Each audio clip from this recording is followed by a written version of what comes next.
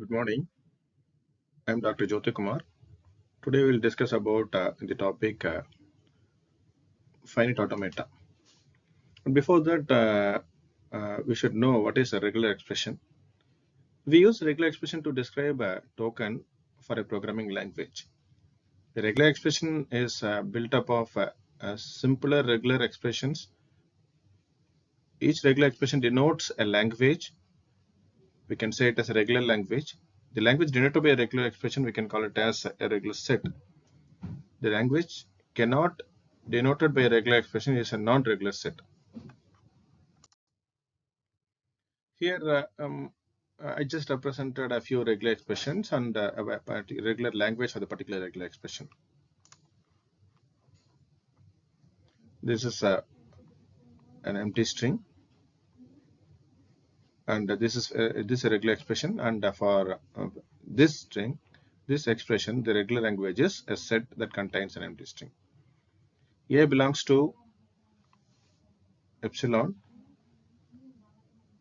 and here this is the regular language for the particular A. The A which is put in a particular set. Here I have R1 by R2. This is a regular expression, and this is the language for regular language for the R1 and R2 is L of R1 union of L of R2. This R1 and R2 is a regular expression.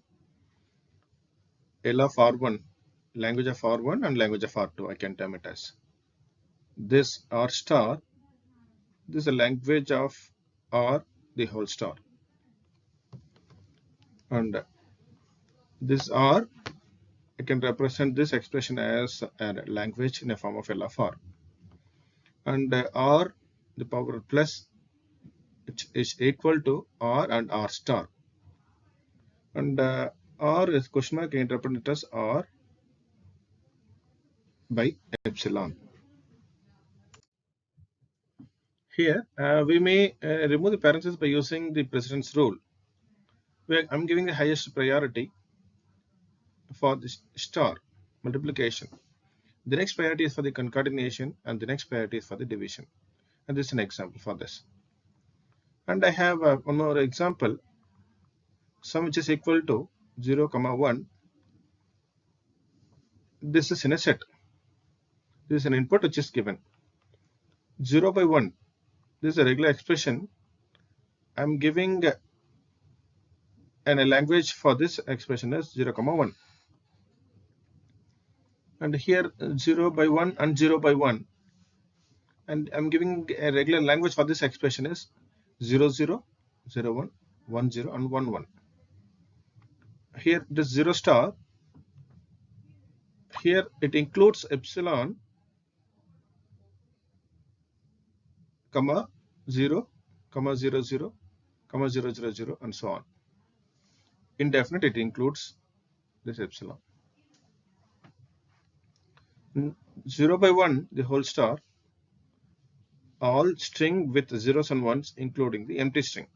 Because I have a star here, so whatever there here, it definitely includes epsilon. Here, how I can represent pattern for the particular language, digit, and so. Here, when I term it as letter, it should be of A, B, Z, or small letters are A, B, Z. When I term it as digit, it is 0, 1, up to 9, and so.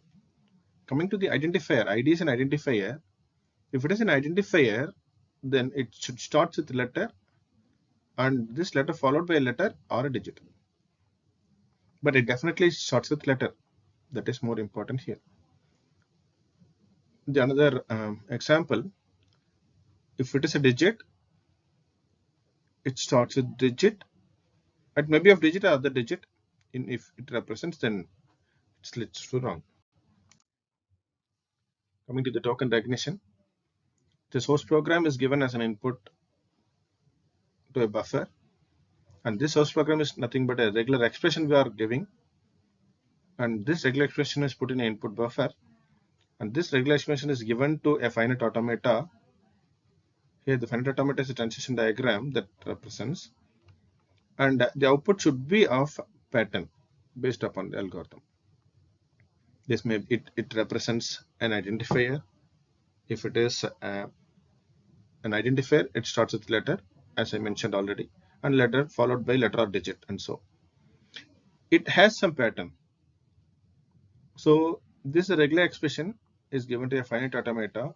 It throws a token, depends on its pattern. Coming to the finite automata, a recognizer of a language is a program that takes a string X and answer Y if X is a sentence of that language and no other. We can call the recognizer of a token as a finite automata because finite automata is going to recognize the input. What is the input for the finite automata is a regular expression. So regular expression is going to describe the token. So the regular expression input to the finite automata, and the finite automata is going to throw an output as a token. We have different type of finite automata. One is a deterministic finite automata, other one is a non-deterministic finite automata. Both, I mean, the automata is going to identify the token, or it is going to give an output as a token from the given regular expression.